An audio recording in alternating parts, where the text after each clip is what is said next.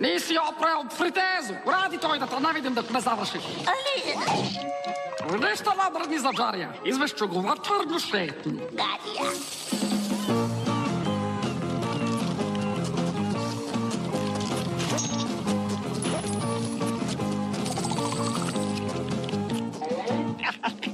Svidite.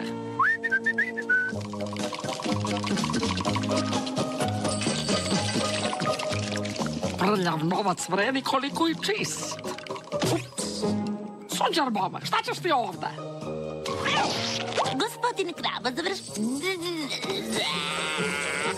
Oprao sam fritezu. A, to mi to baš ide od ruke. Recite mojim snažurenim rukama.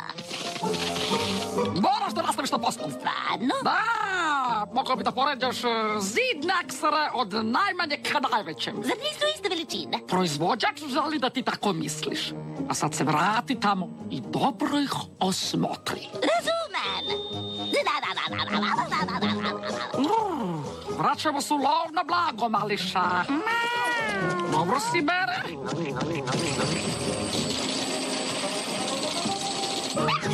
Bravo, sinak. Gospodin Krabo je u pravu.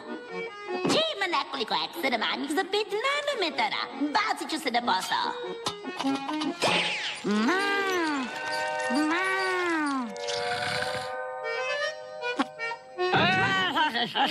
Nema vremena za to. Moramo da očistimo onu perionicu. Da očistimo? Kapiraš? A, zaboravi. Kuce. Ako ne kreneš, ima da... Šta, gospodin? Daću mu slatkiš za puževa. Vidiš?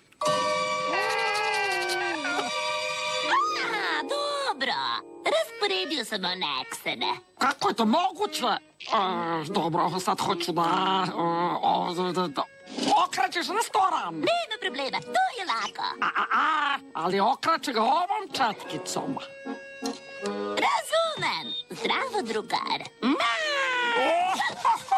Ne brini za terija. U dobrim je kleštima. Ne sumnjam. Doviđenja. A sada, mužiću, jesi li spreman za čišćenje?